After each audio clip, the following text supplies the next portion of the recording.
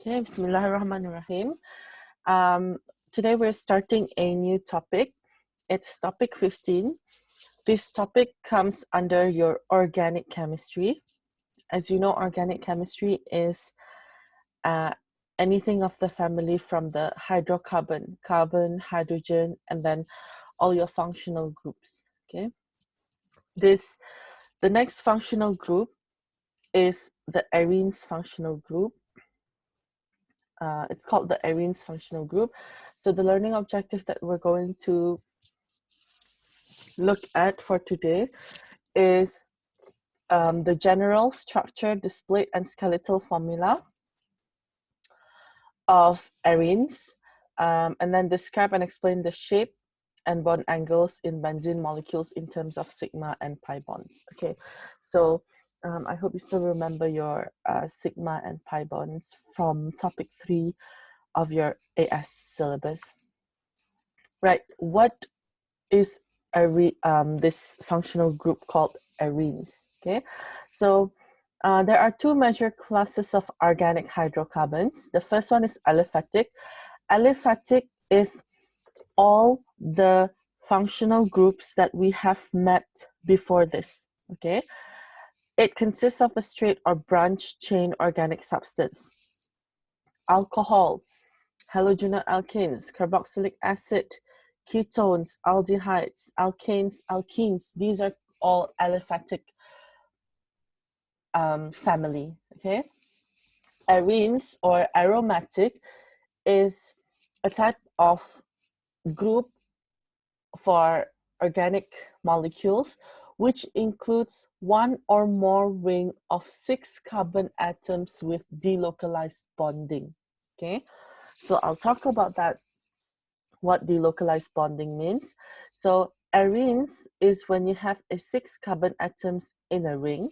Okay, and then there's a delocalized electrons in the middle. The simplest arene is benzene.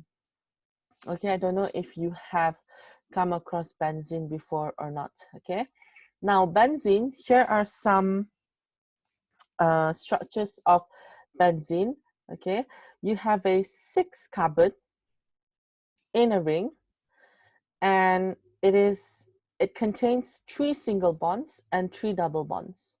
Okay, as you can see, and they are alternatively arranged. So single, double, single, double, single, double. Okay, the formula is C6H6. So this is the simplest arene or the simplest aromatic compound, and we call this compound C6H6 benzene. Okay. Sometimes the skeletal formula is drawn like this, but please take note, this is not the actual structure of benzene yet. Okay, we're getting there.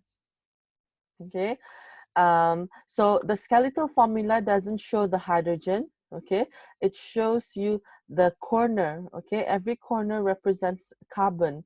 So this is 1, 2, 3, 4, 5, 6.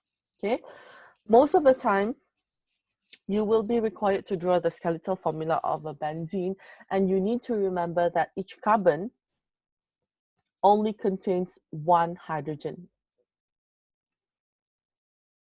What happened to carbon?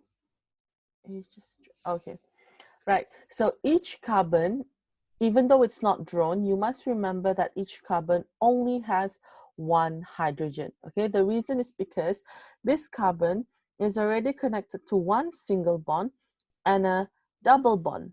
So as you know, carbon can only form 4 bonds. So that means 3 out of the 4 bonds is already used for making the ring, and that leaves carbon with just 1 bond hanging outside, which is the hydrogen bond. So you don't see it in a skeletal formula. The next representation is this benzene ring. Now you notice usually in a benzene ring, we number the carbon. Okay, whether you number them in an anti-clockwise or a clockwise way, it doesn't matter. Okay, later on, the only thing that matters is you want to have the smallest number, okay? When you have things hanging off the benzene ring, of course you want to give it a small number, right? So I like to count my numbers in a clockwise way. So this is carbon number 1, carbon 2, carbon 3, carbon 4, carbon 5, carbon 6, okay? So this structure and this structure, the one on the left and on the right, they are the same structure, okay? Even though you may argue in this, the one on the left, the single bond is between carbon 1 and 2. Here, if we keep the same numbering system, 1, 2, 3, 4, 5, 6, you have a double bond in carbon 1 and 2. Now, they are the same structure, okay? I'll explain to you later on why they are the same. Now, the correct, the most accurate structure of benzene is actually this, okay? Oops.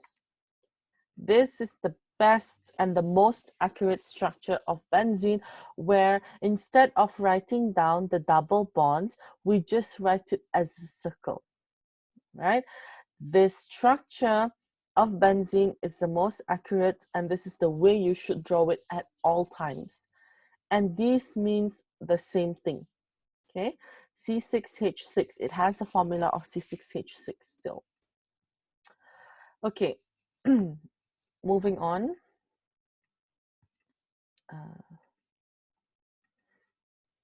Right?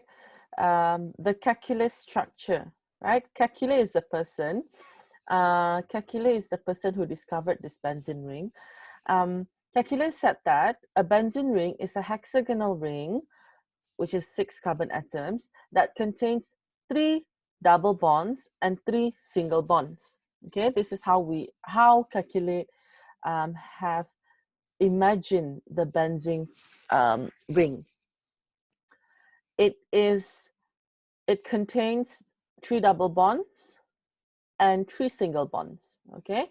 And they are alternative to one another, like they're arranged alternatively, single, double, single, double, single, double, okay?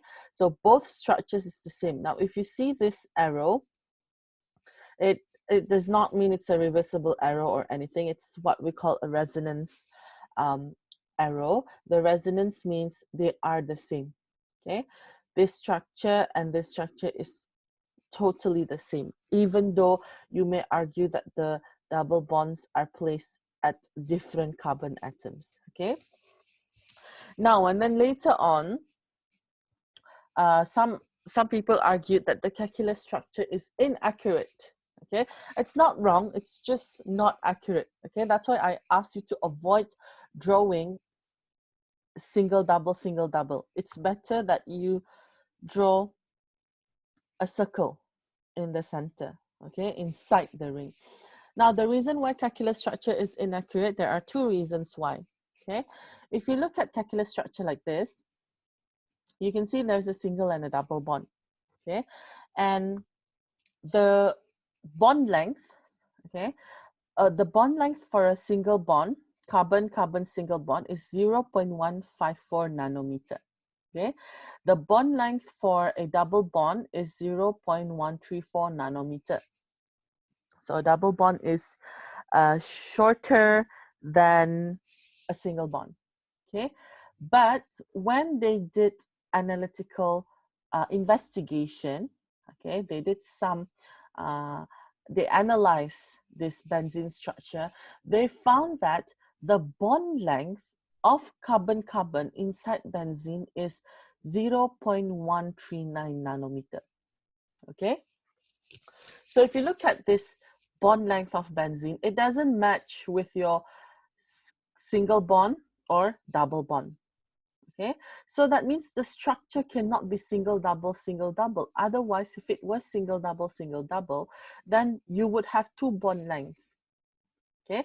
But from investigation, they found it to be 0.139 nanometer, and that appears to lies, that number lies in between a single and a double bond, okay?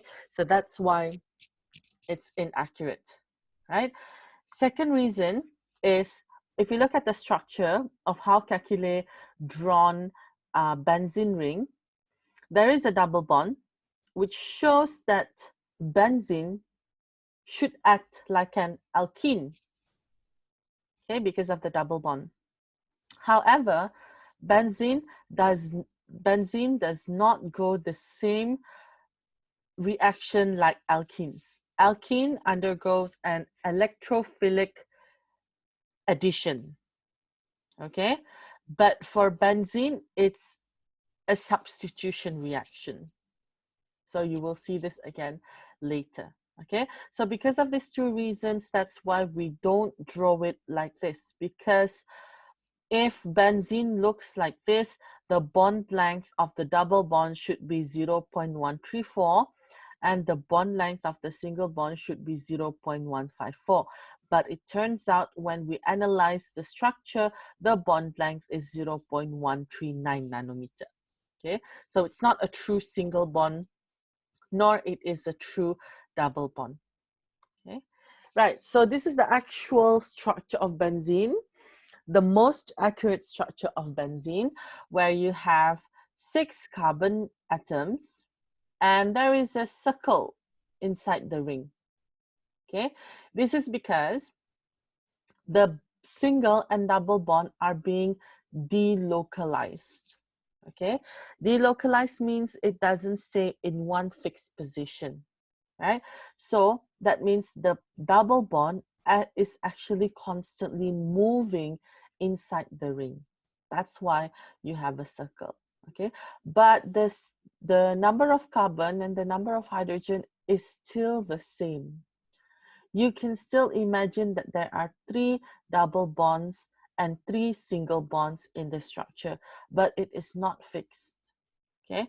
Not fixed to any particular carbon 1, carbon 2, or is it between carbon 2 or carbon 3?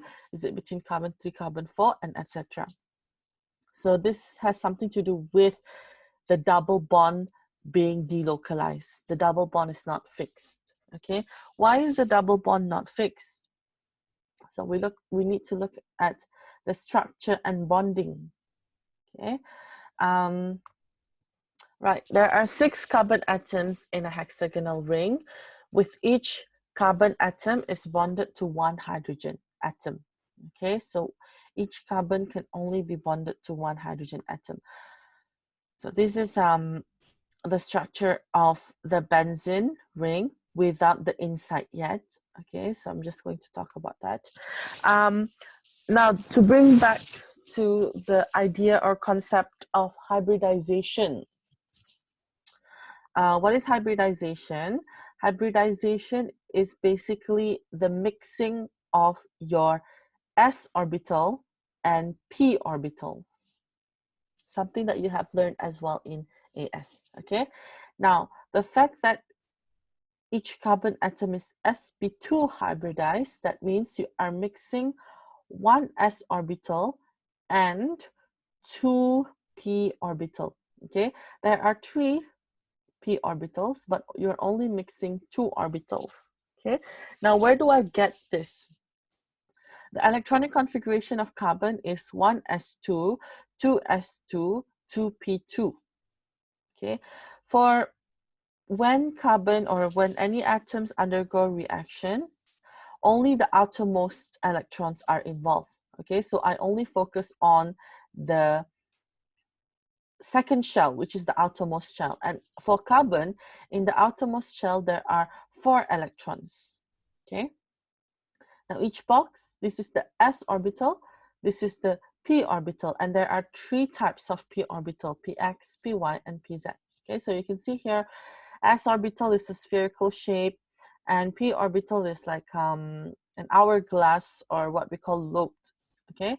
2 lobes to show the shape of a p orbital. Now, when I mix them, when I hybridize them, okay, hybridize is mixing, 1s and 2p orbitals, they all become a new hybridized orbital, which is sp2. So this is now my new orbital, sp2, sp2, sp2. Because I mixed 3 orbitals, therefore I must also get 3 new orbitals, okay? Now, so that means you can see that this one p orbital is not being hybridized. Okay, this is left unchanged. Why does it not get hybridized? Because that's just the nature of the carbon in this ring. Okay, so you can see here I have 3 sp2 orbitals and 1 2p orbitals for each carbon. Okay, so this carbon, if you look at this carbon, it has, in the outermost, it has 3 sp2 orbitals. The sp2 orbitals, the purple orbitals, are usually arranged like this. Okay, since it's purple, why cannot I? Okay, so it's arranged like this. Okay, that's only for that particular carbon, right? So that's my sp2, sp2, sp2. Okay, 3 of my sp2 orbitals are they align flat. Okay, flat or planar to the molecule. So that leaves me with this 1 p orbital, which is sort of greenish in color. Yeah, that p orbital lies perpendicular. I need to draw. Sorry. Perpendicular. Oh, that's wrong. Okay. So that p orbital lies perpendicular like this. Okay. Right. So this happens for every carbon. Okay. This carbon has 3 purple orbitals and 1 green orbital. Okay. Likewise, for this carbon, we'll have 3, 1, 2, 3. And then same for this carbon, 1, 2, 3. Okay. In each of these orbitals, it contains electrons. 1 electron per orbital. Why? Because as you all know, in carbon, there are only 4 electrons in the outermost shell, and these 4 electrons are the one involved in the reaction. Even though carbon has 6 atoms, 6 electrons, not all will be involved. Okay. Right. Let's see. Each carbon atom is bonded to 2 other carbon atoms and 1 hydrogen by sigma bonds. Okay. So you look at my purple orbitals. Okay. If we just focus on this carbon forms a sigma bond with the other carbon, and it forms another sigma bond with another carbon atom, and the third sigma bond is between carbon and hydrogen. If you still remember, the easiest way to know your sigma bond is the formation of single bonds. Okay, single bonds is sigma bonds. So because 3 of them is already used for sigma bonding or single bond, that leaves you with 1 more electron in the p orbital, in the green orbital. Okay, the p orbital lies perpendicular to the plane of the ring, as opposed to your sigma. Your sigma lies flat to the ring. Your p orbital lies perpendicular to the ring. Now, if you just imagine, this green orbital has 1 electron per carbon atom. If I draw it all for the carbon atoms, I will just draw the p orbitals, okay? Because that's the significant orbital, and that is used to explain why. So you can see that if your benzene ring lies flat horizontally, there is a p orbital that stands vertically on each carbon. Okay, and in each of this orbital, there are 1 electron. There is 1 electron per orbital, per carbon atom. So this electrons in the p orbital is the one that makes up your pi bonding. Okay, if you remember, a double bond is made up of, a double bond is made up of 1 sigma and 1 pi. Okay, so the sigma is already the purple one. So if you look at carbon, you have a purple bond, which is the sigma bond, and a pi bond, which is the green orbital overlap. So this is how you get a double bond. One sigma, one double. As for carbon hydrogen, if you look at carbon hydrogen, there's only the purple orbital involved. Okay, so that's why you only have a sigma bond, a single bond. Okay, I should erase that. Okay, so this is just some a different explanation. It's the same thing that I was talking about. Each carbon atom in the hexagonal ring is sp2 hybridized. Okay. One electron is shared with its neighboring carbon atom. That's why you get a sigma bond like this. Okay. If I draw a sigma bond for this carbon, again, because this is bigger, okay, and then a sigma bond for that, and then that. Okay, that's for your first carbon, but don't forget, I'll try to use pink. This carbon also have the same thing, sp2, sp2, sp2. Okay, so you can see the overlap between the purple orbital of this carbon and the pink orbital of the other carbon. That's a sigma bond. Okay, the pi bond is this. Remember, the p orbital is the one that is standing vertically. Okay, so this is where you get your double bond, right? I'm just drawing that. So the green bond is your pi bond.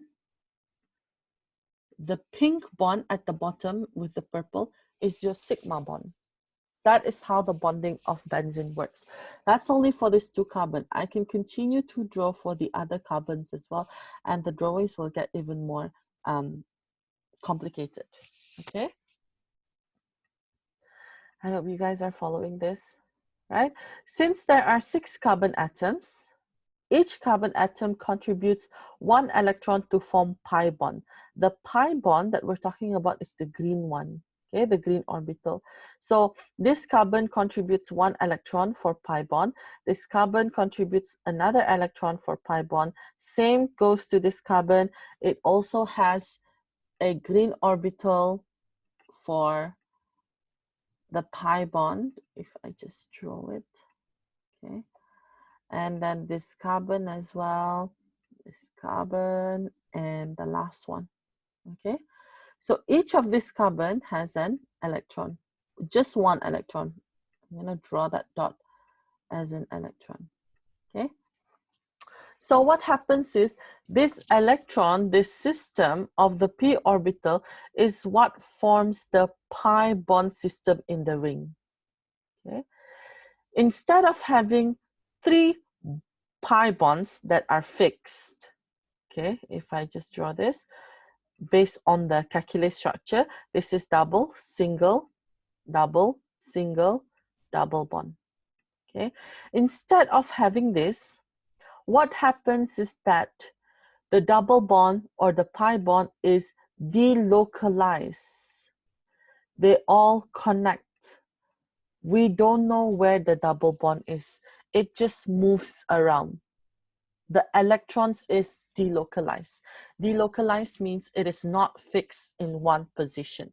So the electrons here, in these electrons, they move around constantly. That's why you see the circle in a benzene structure. Okay. Right, so this is the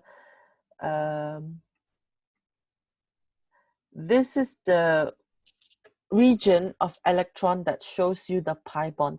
It's above and below the plane of benzene because of the nature or the shape of the p orbitals. Okay, the p orbital lies perpendicular to the plane of the ring. The 6 p electrons are delocalized in a ring structure above and below the plane of carbon atoms. The 6 p electrons make up 3 pi bonds, okay, not 6 pi bonds, because 1 pi bond requires 2 electrons. So if you have 6 electrons, you only get 2 pi bonds. These pi bonds are not fixed, instead are delocalized and spread out over the whole ring. In formula, we draw a circle to show this delocalized system. Okay, so that's why you have a circle inside the benzene ring. Delocalized means it is not attached to a particular atom or not fixed at one position. Okay, all the carbon, so this explains why all the carbon-carbon bonds in benzene are the same length. They have an intermediate bond length and between carbon-carbon, single bond and double bond. Okay, let me just clear this first. Okay, here are some of the features of the bonding and shape of benzene. Okay, all the carbon-carbon bonds are of the same length. Okay, they don't have bond length of single, double, single, double. Even when you look at the structure of benzene like this, you cannot identify where the double bond is, because the double bond is, if you want to describe it, the double bond is constantly moving between the carbon atoms. That's why it is drawn as a ring. Okay, so each hydrogen carbon-carbon bond is 120 degrees. Okay, how do we know that? This brings back to your knowledge of shapes of molecules. You just choose one atom that is in the center, and then you count how many bonds there are around that atom. 1, 2, 3. Now, even though this is a pi bond, we still count it as 1. Since you have 3 bonds around the central atom, you will have a shape of trigonal planar. Okay, I hope you still remember this. Okay. So same thing for this carbon as well. You have 1, 2, 3 electron density, therefore trigonal planar. This carbon is also trigonal planar, trigonal planar, trigonal planar, trigonal planar. Since all of your carbon are trigonal planar, essentially the shape of benzene is a flat plane molecule. Okay, so it's a planar molecule, right? And the bond angle between C is 120 degrees. So whatever bond angle that you want to take, CCH, this bond is 120. Okay, CCC, this bond is also 120 degrees. And that's because that's the feature of a trigonal planar. So this makes benzene a planar molecule. Each carbon atom is sp2 hybridized. Okay, so if you don't remember your hybridization, you can revisit your AS topic. There is sp3 hybridized, sp2 hybridized, and sp hybridized. Okay, in this case, because this carbon contains 1 single atom and 2 double bonds, and 2 single atoms and 1 double bonds, that's why it's sp2 hybridized. Okay, now this rule is not as easy to remember, so I would advise you to just remember that the carbon is sp2 hybridized. Okay, usually I tell you, if the carbon has 3 single bonds, it would be sp3. Okay, if the carbon has 1 single bond, sp2. If the carbon has I repeat, if the carbon has 3 single bonds, it's sp3. If the carbon has 1 double bond, it's sp2. 2 double bonds, it's sp. Okay, but for benzene, because it's because of this delocalization, I suggest you to just memorize the carbon atom as having sp2 hybridized. Okay, each carbon has 3 sigma bonds, 1, 2, 3. Your single bond is your sigma bonds. Okay, and each carbon has an unhybridized p orbital. So the p orbital is the one that lies perpendicular to the molecule, like this one. Okay, each carbon has a p orbital which contains 1 electron that makes up the pi bond, and that pi bond is not fixed, it is being delocalized, it moves around. Okay, so to draw the delocalized ring of electrons, it lies above and below the plane. Okay, so you wouldn't draw, it's difficult for you to draw the ring of electrons when you draw your benzene like this. So I suggest you to draw your benzene horizontally so that you can draw the ring of electrons above and below the plane. If you draw it like this, it's difficult to draw above and below. You cannot draw it here, above and below. That's wrong. Okay, it's perpendicular to the plane of the molecule. Okay, right. So that is all to explain the shapes and bonding of your benzene molecule. I know it's a lot to take in, especially with the hybridization, but please revisit on hybridization if it doesn't make any sense. Whatever I told you, they don't make sense, okay? But you need to know the bonding of benzene molecules in terms of sigma and pi bonds. That is mentioned in your learning objective, so you cannot skip it, okay? This is the same as the bonding in your alkenes, sigma and pi bonds. So if you want to revisit your AS topic, it would be in topic 3, topic 3, as well as topic alkene. I don't remember the topic number for alkene, okay? But there we talked about the bonding of molecules in terms of sigma and pi bonds, okay? So that is all for today. I didn't want to rush it because I know it's a lot to take in. In the next lesson, not tomorrow, the next one, we're going to look at naming, okay? Naming of benzene. So that's all, this is all that you need to know about the bonding of benzene. So you have free time tomorrow. You can use that to revisit your AS topics, okay, your AS notes, just to give you a little bit idea on hybridization, okay? Right, so is there any questions before we go, before I end this session?